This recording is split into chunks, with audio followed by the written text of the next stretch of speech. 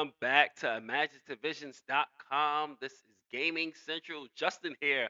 I know it's been a minute. I have been busy, obviously, with the final edits of Where Light Remains. I did push the book back from its July 6th release to August 5th to give me more time to promote and get things together and hopefully have the physical copies out the same day as the digital Kindle copies. So I'll give a full channel update on the progress of Where Light Remains soon. But today we're talking about video games, my friends. We're talking about Magical Princess, which is a game I just found while browsing through Steam during its golden sale week.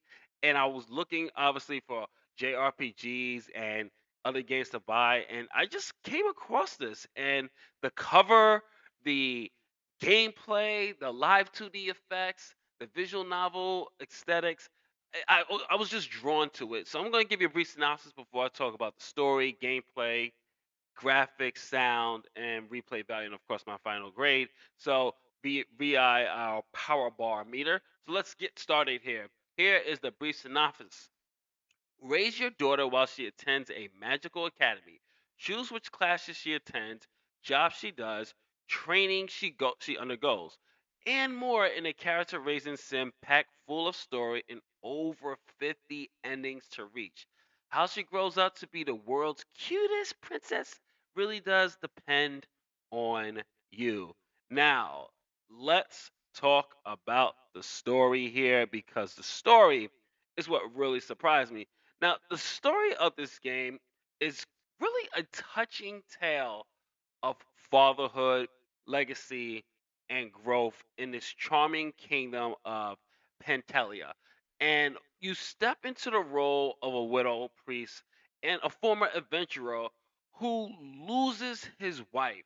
Sorry for the minor spoiler, but I think it's in the trailer as well. But you must raise the daughter Alice, but you do get to change the name, so I'll call mine's Lily, as you can see from here. And the narrative spans 3 in-game years. As I'm gonna, for the sake of my review, I'm gonna call her Lily instead of Alice because obviously the gameplay footage that you're seeing here, the name says Lily.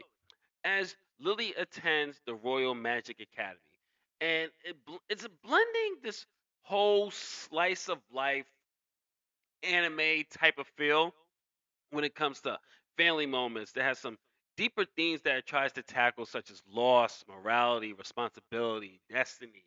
And one thing that I really loved about the story are those little moments, those little heartfelt daughter and father interactions. You get to cook together, read her bedtime stories. There's emotional conversations regarding her mom. And you also get to attend seasonal festivals. You really do create a bond with your child. That really does feel sincere. And that really, you could tell that the developers took time to really hammer home that father and daughter relationship. And one thing I will talk about the story, which actually goes into the gameplay as well. So let's talk a little bit about that gameplay. I will say though, because I'm trying to keep it vague, the story is really great. You do get to have choices that do affect the outcome, which is great because it does have 50 distinct endings. They have a bunch of supporting characters. They have a lot of date like events. And some paths include time loop elements for new perspectives on past events. So there's a lot to unpack when it comes to the story, but for the sake of spoilers, because I keep things spoiler free, that's all I'm going to touch. I'm going to keep it on a very surface value level. Just know that the story is excellent, engaging, and of course, it's definitely rewarding, my friends. Now, let's talk about the gameplay. Now, as I alluded, your choices matter in this game. Your choices will shape Lily's personality, her worldview through this really great morality system. You get to guide her towards heroism. You can make her become this excellent scholar. She can become an idol, knighthood, or if you want to go full blown heel, you can have her become a thief, a villain, or just become a demon queen if you want. There's so many options and so many paths you can take in raising your daughter. So far, I only played it once. So she was just an artist, obviously, right? It's called Imaginative Visions. I wanted her to be an artist. I wanted her to be in the creative space, and she did. And it was a beautiful ending. But one thing, it's not just about the choices.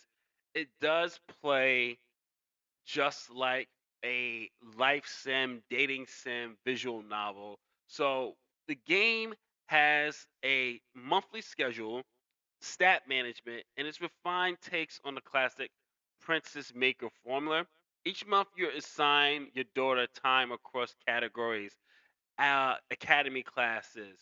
You can focus on different stats such as part-time jobs, training, social outings, family time, adventures, even those riskier odd jobs like sneaking out for some minor mischief. If you want to go full-blown heal, but there's some core stats like stamina, intelligence, charm, and sensitivity levels. Each work in guiding you to be more of a proper person or a really a whole ish type of person, and you level up by doing these activities, and you unlock skill points, which you have this branching skill tree, which is very, very, very powerful. Plus, you got this powerful X skills, but there's also, believe it or not, some light turn-based RPG combat that appears during optional monster hunting quests, festivals, adding action and tying the game to just this larger lore that's really built up here, which I thought worked very, very well.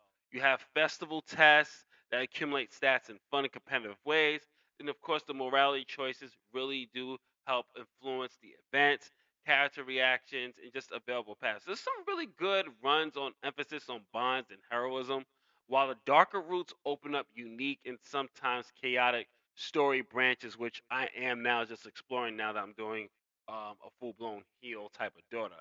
And I will have to say that the system is highly accessible and forgiving. But I will say this: if you're worried about, since this is a game that's heavy on your choices, I will highly recommend you to at least have two save files.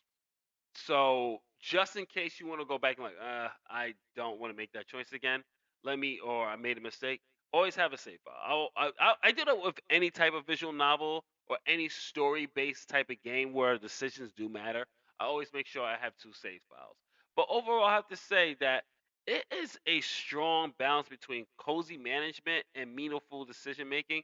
I would say though, I wish in the beginning, it takes a while because it kind of does feel a little bit grindy because her stamina goes deplete very, very quickly. But keep in mind, she's young. But as she gets older and school and everything else starts rolling out, you really do have to decide, like, okay, what type of princess do you want to raise?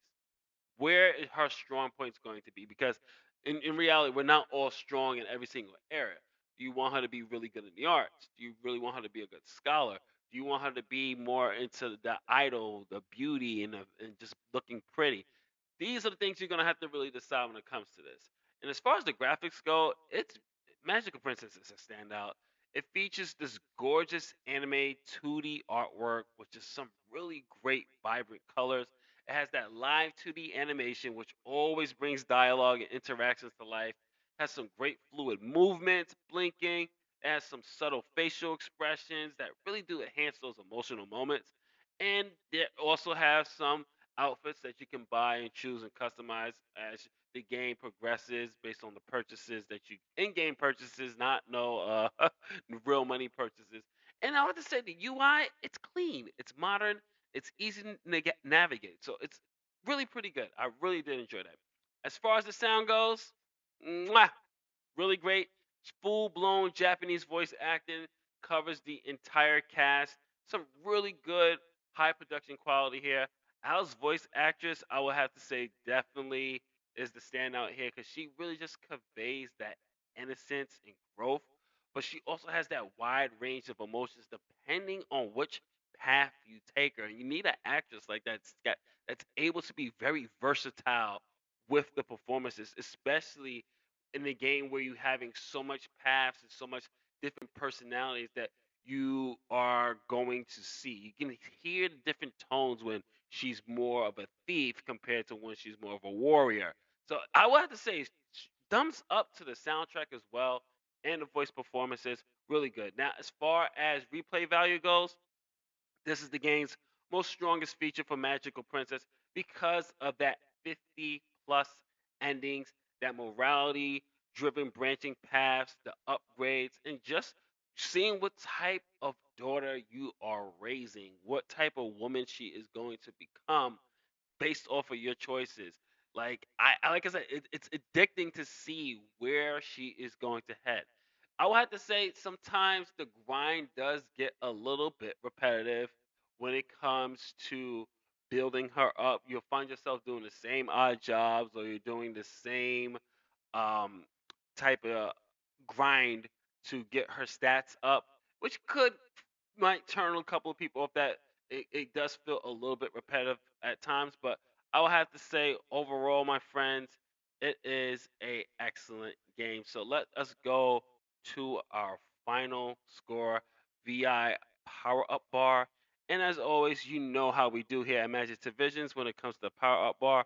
We have, as let's check it up, let's bring it up. Max Power Up, Level Up, Checkpoint Reach, Low Health, or Game Over. Magical Princess is getting a level up. This is an excellent, engaging, and rewarding game.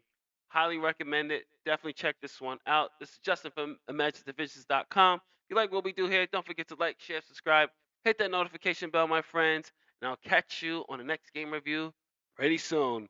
Later days.